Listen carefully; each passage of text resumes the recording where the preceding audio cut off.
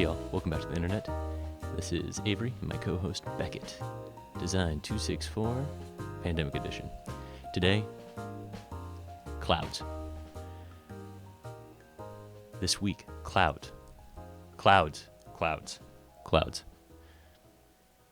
So this week, clouds. So yeah, clouds are clouds, sure. But clouds are also metaphor, and symbol, and omen, and evidence, and evidence, and evidence, and dense, and dispersed, and romantic, and real, and codified, and collected, and well, cute.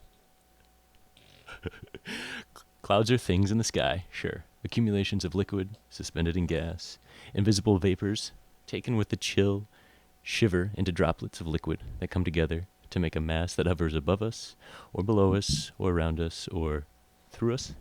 I do wonder if clouds can be clouds anymore, or have they just lost their identity to culture, and science, and association, and our imaginations. I don't know. Let's see.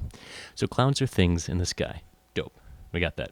But clouds are also images. We project onto them our symbolic and representational systems, so they aren't things in themselves, but rather vessels for holding our fantasies, our fears, our whatnots. And clouds are also masses of our data that purport to be non-physical, preternatural entities, but in reality are power-thirsty, prosaic warehouses that litter rural areas that have access to cheap energy around the globe. But don't get me wrong, I love the internet. I need the cloud, right? We need the cloud, particularly right now. Okay, I don't want to travel too far down that hole of the cloud and what a cloud can represent in all its magnificence. But I hope I tickled your brain and got you thinking about clouds. Now, before we move on with our, the rest of the play that we do today, let's look at clouds in art. So first, not necessarily the first use of a cloud, but cloud is a graphic symbol to help explain nature, say. Check out this petroglyph from the American Southwest.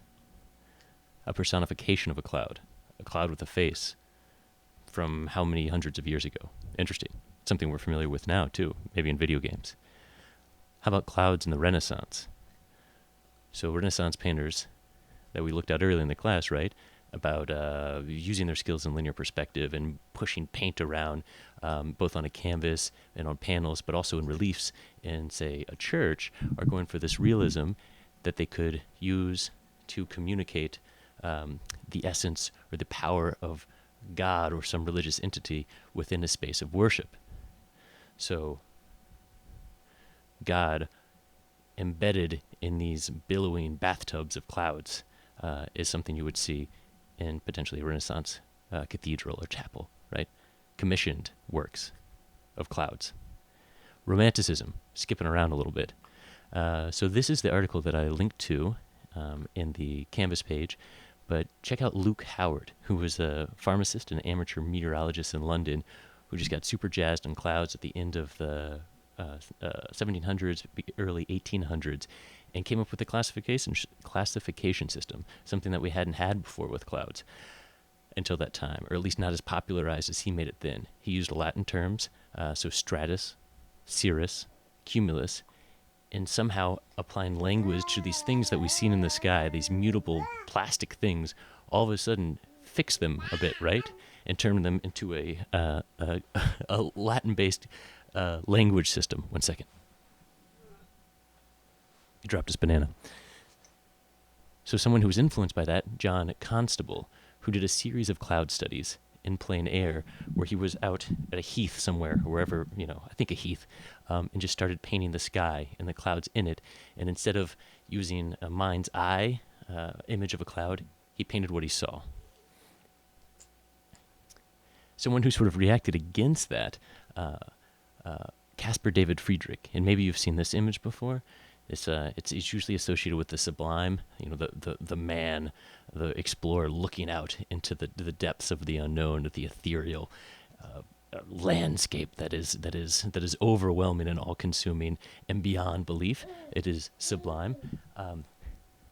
How about the clouds in that, right? So Friedrich was not super interested in a classification system for clouds because he thought that deadened the romanticism contained within these wild natural phenomena. Okay, moving on. Impressionists, right? So again, thinking about in plein air, what John Constable was doing, but it limited the size of the canvas, one thing, but also the technique, right? So that's why, in some ways, why you see Impressionists, it's a little more scattered, it's a little more abstracted, it's a little more fragmented of a canvas, because they're not taking the time to push the oil paints around in their studios. Then they don't have a controlled setting. They're out in the world, out in the plains, out in the fields. drawing what they see. So that's where these like stylistic things come in, where they're fragmenting the image, breaking it down into bits and pieces. Pixels? I don't know. But sort of a culmination, or like an epitome of that stylistic choice, we could think of Van Gogh and the clouds that he depicts, right? Clouds. So clouds and surrealism. Moving down the line a little bit. So surrealism and clouds as a mutable dream object, right? Where you can project the subconscious onto it in these dream states. So look at Rene Magritte, who returns to clouds often in his canvases. And then Salvador Dali, right? I'm sure you've seen his wild clouds and clouds that become things in those depictions of his dreams and his subconscious. And then why not look at O'Keeffe, right? Georgia O'Keeffe, who in 1965 went on the plane for the first time in her life, in her 70s. And she for the first time was above the clouds, way above the clouds. And that inspired her to do a series of cloud paintings, which culminated in this massive one that's in Chicago that is called Cloud Study. I'll look it up. But it's huge, and it's in a stairwell, so you can be above it and then also below it. So it's interesting how it's installed architecturally in context. But then also look at how she depicted the clouds, right? Very abstracted, very stylized. That was a progression in that series where it got to that point where she decided to reduce a lot of the information in order to articulate her clouds. And then contemporary, which is all this is, O'Keeffe could be arguably contemporary. But contemporary right now, we could look at Gerhard Richter, who's done photo paintings. It's a series where he does these oil paintings that are hyper photorealistic. And he did a series of clouds. So you can, they almost look like a, a snapshot of a cloud, the way that he depicted them so accurately, or so authentically, so accurately, to look like the photograph from which they are referenced. And then we can look at Berndt Smild. Ooh, sorry, that's probably not how it's pronounced. But making clouds, so a realism where it is actually the production of a cloud within a space. But look at the behind the scenes. There are lots of tricks that went into it, and things are removed with Photoshop probably afterwards. So there's a fakeness to this realism that it purports to be.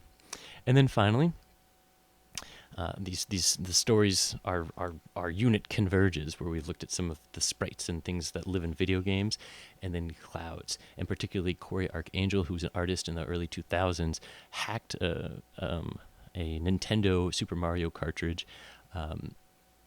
used digital code to reprogram it, and then placed that digital code that was in a chip back into a cartridge, put it into a Nintendo player, and he removed all of the information in the Nintendo game except for the scrolling clouds. So reduction to this essence of a game, the clouds scrolling in the background. So keep that in mind. Keep all of this in mind. Think about clouds, love clouds. Look out your window, go outside with a mask on. Look at a cloud, and then make a cloud. And processing with some code. Dope. All right. Peace out, y'all. Avery, Beckett, love.